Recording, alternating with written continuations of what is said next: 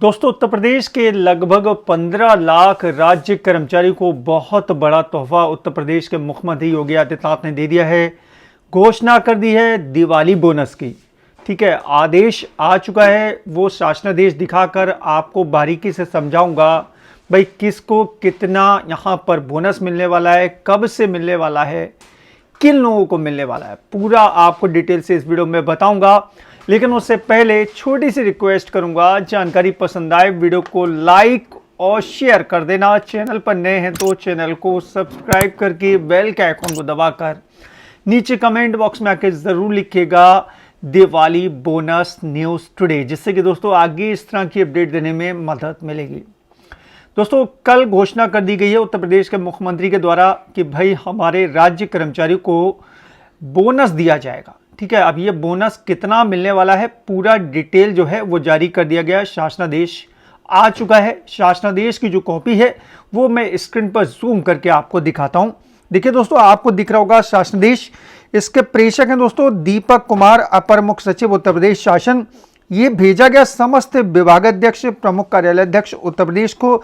इसके अलावा दोस्तों वित्त अधिकारी, शिक्षा निदेशक, निदेशक और स्थानीय निकाय निदेशक, समस्त जिलाधिकारी, अध्यक्ष जिला पंचायत उत्तर प्रदेश और निदेशक पंचायती राज विभाग उत्तर प्रदेश को। ठीक है, सभी को ये आदेश जो है रिलीज कर दिया गया है और ये 14 अक्टूबर यानी कि कल रिलीज किया गया। विषय आप देख रहे होंगे, राज्य कर्मचारियों, सहायता प्राप्त शिक्षण एवं प्राविधिक शिक्षण संस्थाओं, स्थानीय निकायों तथा जिला पंचायत के कर्मचारियों, राजकीय विभागों के कार्य प्रभारित कर्मचारियों और दैनिक वेतनभोगी कर्मचारियों को वर्ष 2024-25 के लिए 30 दिन के तदर्थ बोनस का भुगतान। ठीक है, तो ये विषय दे रखा है। इसके अलावा इन्होंने बता रखा है, मैं शॉर्ट में आपको समझाऊंगा। ठीक है, इन्होंने बता रखा है कि भाई केंद्र सरकार पहले ही घोषणा कर चुकी है। नंबर 2 पर बता रखा है कि भारत सरकार द्वारा केंद्रीय सरकार के कर्मचारियों को उपयुक्त क्रम संख्या 2 पर उल्लिखित कार्यालय ज्ञापन दिनांक 29 सितंबर 2025 द्वारा वर्ष 2024-25 के लिए 30 दिन के परिलब्धियों के बराबर तदर्थ बोनस की स्वीकृति का आदेश जारी किए गए हैं। इसी के क्रम में शासनादेश 23 अक्टूबर 2024 के क्रम में श्री राज्यपाल इस प्रदेश के समस्त पूर्णकालिक अराजपत्र राज्य कर्मचारियों, राज्य निधि से सहायता प्राप्त शिक्षण एवं प्राविधिक शिक्षण संस्थाओं, स्थानीय निकायों, जिला पंचायतों और राजकीय विभागों के कार्य प्रभारित अधिष्ठानों के ऐसे कर्मचारी जिनके द्वारा धारित पद का वेतन मैट्रिक्स लेवल 8, ठीक है, ये वेतन मैट्रिक्स लेवल 8, ठीक। इसके अलावा पुनरीक्षित वेतनमानों में ग्रेड वेतन 4800 तक है को वर्ष 2024-25 के लिए तदर्थ बोनस के रूप में 30 दिन की प्रौद्योगिकी सहर्ष स्वीकृति निम्नलिखित शर्तों तथा प्रावधानों के अधीन प्रदान करते हैं। तो ये राज्यपाल महोदय ने स्वीकृति इसकी दे दी है। अब देखिए नंबर 1 पर तदर्थ बोनस जो है वो पुनरीक्षित वेतन संरचना के अंतर्गत वेतन मैट्रिक्स लेवल 8 जो अभी मैंने आपको बताया, ठीक है, पर कार्यरत अराजपत्र कर्मचारी को अनुमन्य किए जाए तदर्थ बोनस के भुगतान की गणना के लिए मासिक प्रतिनिधियों की अधिकतम सीमा जो है वो 7,000 रुपए रखी गई है। ठीक है, इसके आधार पर ही इसकी गणना की जाएगी। और गणना किस आधार पर की जाएगी, ये नंबर 3 पर इन्होंने लिख दिया है। 31 मार्च 2025 को वास्तविक औसत परिलब्धियों द्वारा रुपए 7,000 से अधिक होने की स्थिति में 7,000 की परिकल्पित परिलब्धि मानकर दिनांक 31 मार्च 2025 को 30 दिन की परिलब्धियां कुछ इस तरीके से जो है इन्होंने कैलकुलेशन दे रखी है। 7,000 गुणा 30/30.4 यानी कि 6,907 रुपए। ठीक है, ये लिखा हुआ है 6,908 रुपए तदर्थ बोनस के रूप में अनुमन्य होंगे। ठीक है, इसके अलावा दोस्तों यहाँ पर इन्होंने लिख रखा है कि भाई 31 मार्च 2025 को 1 वर्ष की निरंतर सेवा पूरी कर लियो उनके लिए ये लागू होगा। इसके अलावा उन्होंने किस किस को नहीं दिया जाएगा उसके बारे में बता रखा है।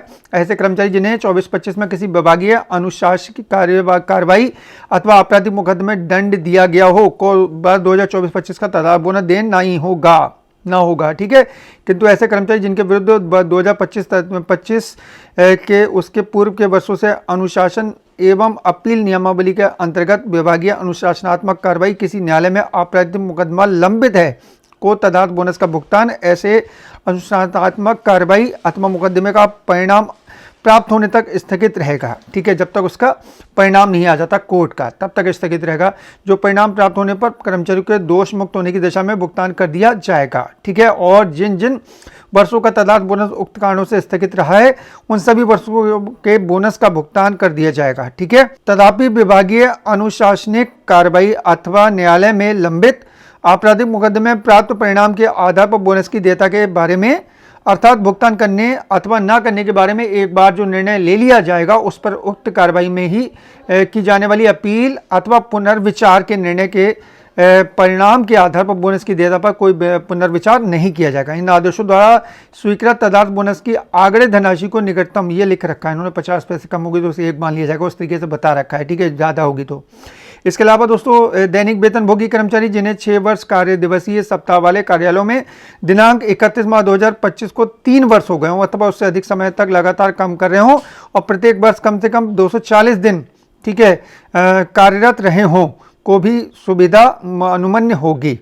ऐसे पूर्णकालिक कर्मचारी को भी जिन्होंने 31 मार्च 2025 तक 1 वर्ष निरंतर सेवा पूरी नहीं की है परंतु उक्त तिथि तक दैनिक वेतनभोगी कर्मचारी के रूप में 3 वर्ष या उससे अधिक समय तक लगातार कार्य किया हो, प्रत्येक वर्ष से कम 240 दिन, ठीक है, कार्यरत रहे हों, यह सुविधा अनुमन्य होगी।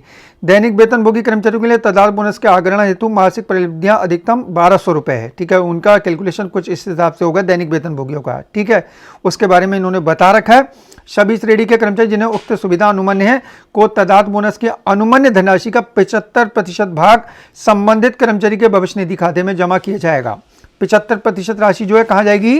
भविष्य निधि खाते में। ठीक है, और 25% राशि कहाँ जाएगी? नगद मिल जाएगी। लिखा 25% का नगद भुगतान कर दिया जाएगा। यदि कोई कर्मचारी भविष्य निधि खाते का सदस्य नहीं है तो उक्त धनराशि नेशनल सेविंग्स सर्टिफिकेट यानी कि एनएससी के रूप में दी जाएगी अथवा पब्लिक प्रोविडेंट फंड यानी पीपीएफ में जमा करा दिया जाएगा। जो कर्मचारी अधिवक्ता की आयु पर दिनांक 31 मार्च 2025 के बाद सेवानिवृत्त हो चुके हैं अथवा दिनांक 30 अप्रैल 2026 तक सेवानिवृत्त होने वाले हो, उनको अनुमन्य तदार्थ बोनस की संपूर्ण धनराशि नगद भुगतान कर दी जाएगी। ठीक है, क्लियर कर दिया गया है। तो ये आ चुका है पूरा आदेश।